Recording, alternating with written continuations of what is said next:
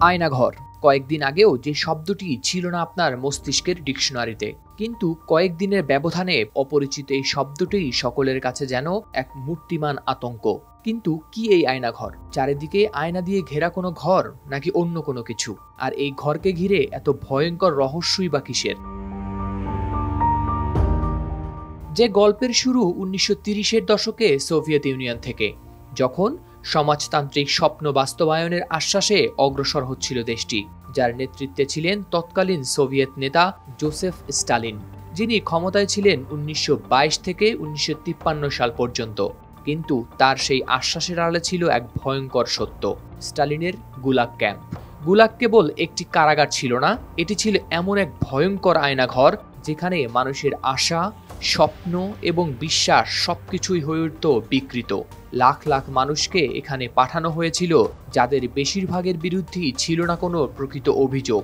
রাষ্ট্রের চোখে শত্রু মনে হওয়াই ছিল তাদের একমাত্র অপরাধ।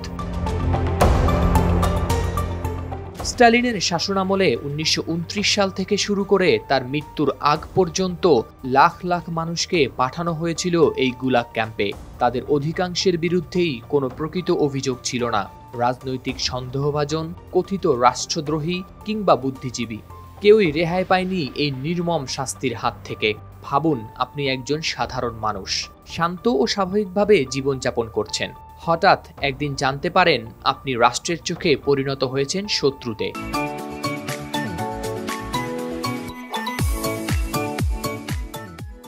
কোনো অপরাধ না করেও আপনাকে যেতে বাধ্য করা হচ্ছে গুলাগ নামক আয়নাঘরে। সেই আয়নাঘর এতটাই ভয়াবহ ছিল যে হয়তো একদিন রাতে দরজায় কড়া নাড়ার আওয়াজ শুনেই আপনার হৃদয় থেকে শুরু হয়ে যাবে ভয়ের এক প্রবল স্পন্দন।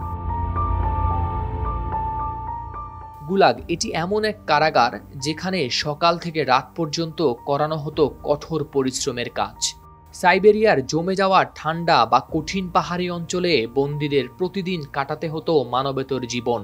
খাবারের পরিমাণ ছিল ন্যূনতম, চিকিৎসার ছিল না কোনো ব্যবস্থা, আর বিশ্রামের কথা ভাবা ছিল আকাশ কুসুম কল্পনা করার মতো। অসুস্থতা এবং দুর্বলতার কারণে প্রতিদিন মারা যেত হাজার হাজার মানুষ, আর এমন মৃত্যু ছিল গুলাগের স্বাভাবিক ঘটনা। এখন প্রশ্ন হচ্ছে, স্টালিন কি উদ্দেশ্যে শুরু করেছিলেন এই গুলাগ? সূত্র বলছে স্টালিন তার বিরোধী বা সম্ভাব্য বিরোধীদের দমিয়ে রাখতেই খুলেছিলেন গুলাগ ক্যাম্প।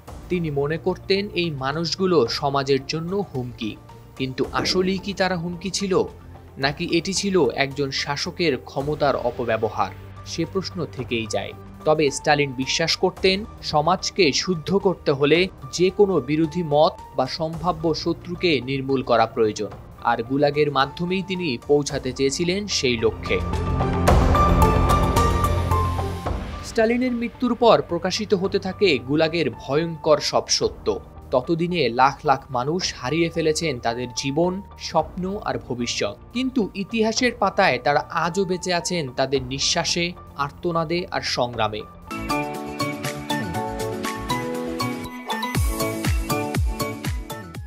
জনমনে এখন প্রশ্ন, এই গুলাগ কি আবার ফিরে এসেছে বাংলাদেশে আয়নাঘর নামে? গুলাগের মতোই যেখানে আটক করে গোপন কারাগারে রাখা হতো বিরোধী মতাবলম্বী, সন্দেহভাজন ব্যক্তি এবং সরকারের সমালোচকদের। এরপর তাদের উপর চালানো হতো শারীরিক ও মানসিক নির্যাতন। মূল উদ্দেশ্য ছিল সমাজে ভীতি ছড়িয়ে দেওয়া, যা ছিল গুলাগের মতোই ক্ষমতার অপব্যবহার এবং মানবাধিকার লঙ্ঘনের প্রতীক, যা আমাদের মনে করিয়ে দেয় মানবাধিকার, ন্যায় বিচার আর মানবিক মূল্যবোধের প্রতি সম্মান দেখানো অপরিহার্য। যেন কোনোদিনও আবার গুলাগের মতো কোনো অধ্যায় আমাদের সমাজে ফিরে না আসে।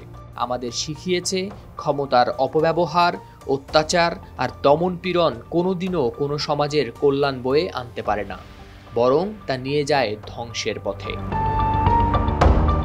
হাওলাদার শামীম, RTV।